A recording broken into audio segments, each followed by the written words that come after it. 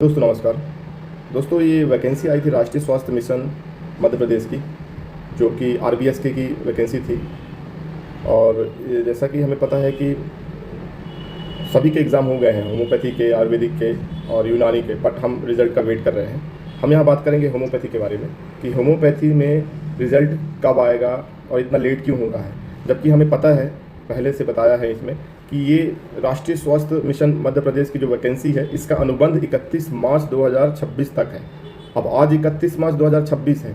इन्होंने आज तक की डेट में इन्होंने रिक्रूटमेंट नहीं किया। इनको देखा जाए तो 31 मार्च को इन्हें ज्वाइनिंग दे देनी चाहिए थी, 31 मार्च के पहले पहले, तब जाके तो 31 मार्च के बाद फिर एक्सटेंड होता नियमानुसार। बट हमारा मध्य प्रदेश, हमारा एनएचएम, अब क्या ही कहना है एनएचएम एमपी को, खैर कोई नहीं। अभी देखने वाली बात यह है कि इसमें रिज़ल्ट आखिर डिले क्यों हो रहा है और कब तक में रिज़ल्ट आएगा।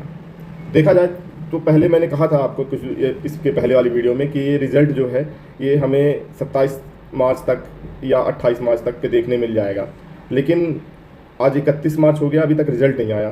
तो हो सकता है कि ये इसका जो रिज़ल्ट है, इसका संविदा आरबीएस के चिकित्सा अधिकारी होम्योपैथी का, इसका रिज़ल्ट लगभग 10 अप्रैल के पहले, यानी कि 10 अप्रैल तक आ जाना चाहिए। मैक्सिमम 15 अप्रैल तक जाएगा, मैक्सिमम 15 अप्रैल, लेकिन 10 अप्रैल के पहले पहले आना और 15 अप्रैल तक के हो जाना, इसका रिज़ल्ट आने की उम्मीद है।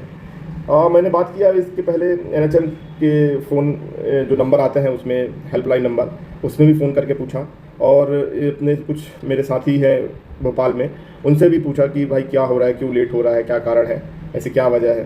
तो उनका कहना था कि देखो, जो इसके पहले एक पीएचएम की वैकेंसी आई थी, न्यूट्रिशन की वैकेंसी आई थी, और एक एपीएचएम की इनकी वैकेंसी आई थी, और जो कि एनएचएम के थ्रू ही आई थी, उनका भी लगभग रिज़ल्ट आंसर की आ गई और उनका भी रिज़ल्ट वगैरह आ गया है शायद।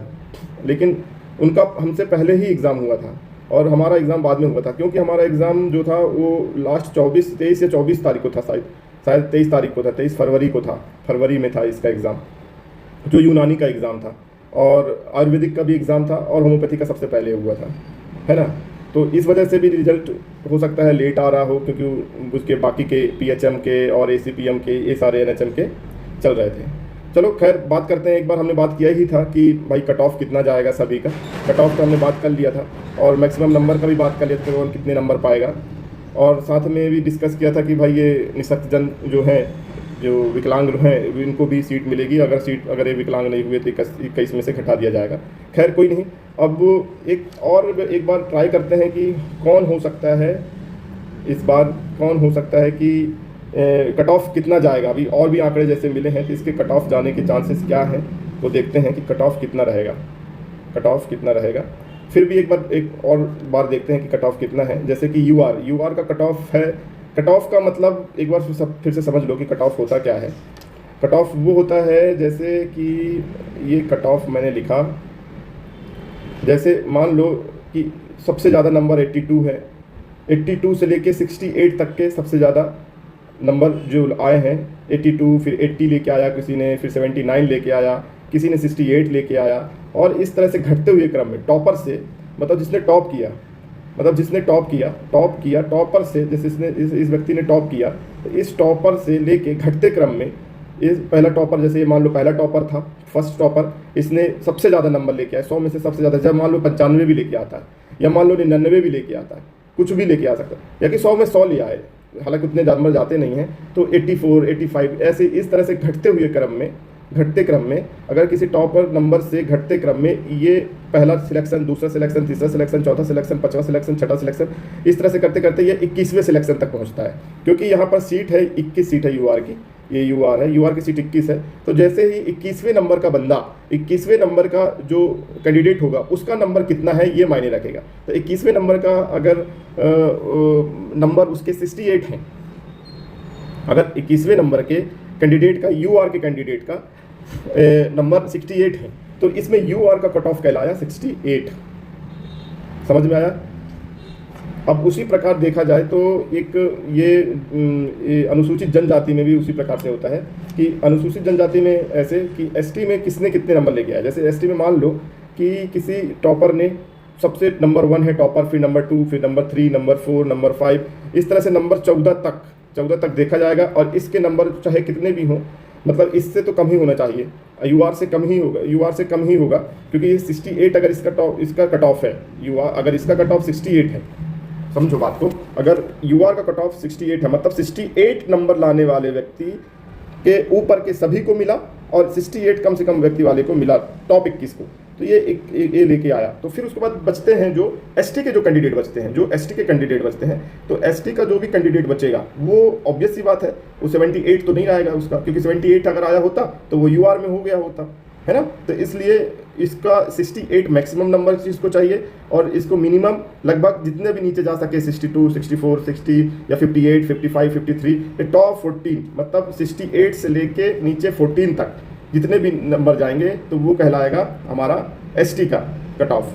तो लगभग एसटी का कट ऑफ, हालांकि यूआर का कट ऑफ इससे कम ही है, यूआर का कट ऑफ इतना ही लगभग रहेगा, 65 समथिंग रहेगा। तो इसी प्रकार एसटी का कट ऑफ लगभग 58, 57, 55 इतना हो सकता है इसमें। और उसी प्रकार जो होता है एससी में सेम प्रक्रिया होती है, सेम प्रक्रिया अपनाई जाती है कि अब जैसे अब ये इसका भी इसी से तुलना किया जाएगा, ना कि इससे, इसकी भी अनुसूचित जाति का एससी का भी इसी से देखा जाएगा कि जिसके 68 से कम होंगे, 68 के बाद, जैसे किसी का 68 के बाद हो गया 67 के बाद जितने भी 60, 65, 60, 50, 55 जितना भी नीचे जाता है, तो एससी में जिसके पास टॉप 12, एससी के टॉप 12 मेल्स को इसमें लिया जाएगा। तो एससी के टॉप 12 मेल को लिया जाएगा, तो लगभग इसका 57 टू अराउंड कट ऑफ जाना चाहिए। पिछली बार मैंने कट ऑफ बताया था कि जो सबसे हाईएस्ट है, लेकिन इस बार जो और मैंने जानकारी हासिल की और जैसे भी पता चला कि भाई देखो हाईएस्ट का नंबर तो ठीक है, हाईएस्ट वाले का तो ठीक है, अब हाईएस्ट से लेकर नीचे तक में जाने में टॉप 21 में कितने लोग हैं, और जो सबसे नीचे का नंबर आएगा वो उसको कहलाएगा कट ऑफ। उसी का कट ऑफ ऐसे समझो आपके नीचे जो सबसे कम नंबर सिलेक्शन के लिए। उसी प्रकार ओबीसी के लिए भी, अब ओबीसी में भी यही प्रक्रिया है कि ओबीसी में कितने कट ऑफ जाएंगे, ओबीसी के भी कट ऑफ लगभग 60 के अराउंड ही रहेगा, क्योंकि देखा जाता पेपर जो है इजी आया था, बट वो उसमें डिफ़िकल्ट क्वेश्चन भी थे, लगभग देखा जाए तो उसकी डिफ़िकल्ट क्वेश्चन भी उसमें थे। अगर मैं उसको देखूं, ध्यान से समझूं कि उसमें किस हिसाब से पेपर आया था, 40% समथिंग ईजी आया था उसमें, 40% ईजी था एंड 30% मॉडरेट था और 30% हार्ड था। और जिनका भी सिलेक्शन हुआ है ये मॉडरेट में सिलेक्शन हुआ है, हार्ड तो भाई हार्ड है, लेकिन जिसका भी सिलेक्शन हुआ है मॉडरेट में सिलेक्शन हुआ है। जिसने थोड़ी बहुत पढ़ाई की है तो उसका हो ही गया है। अभी देखते हैं रिजल्ट कब आता है, होप सो कि रिजल्ट जल्दी आ जाए। रिजल्ट आने की वजह से फिर क्या होगा कि भाई वैकेंसी है, रिजल्ट आ जाए तो फिर ज्वाइनिंग मिले, फिर डॉक्यूमेंट वेरिफिकेशन होगा, डॉक्यूमेंट वेरिफिकेशन के बाद फिर आप चॉइस फिलिंग भरोगे, चॉइस फिलिंग भरने के बाद फिर वो आपको ज्वाइनिंग लेटर मिलेगा। ये अभी यूनानी का भी वेट कर रहे हैं हम, और आयुर्वेदिक का भी वेट कर रहे हैं, और होम्योपैथी का तो वेट कर ही रहे हैं। चलो धन्यवाद। आप लोग को जैसा भी जानकारी मिलती है तो आप हमें कमेंट में ज़रूर बताएं। धन्यवाद।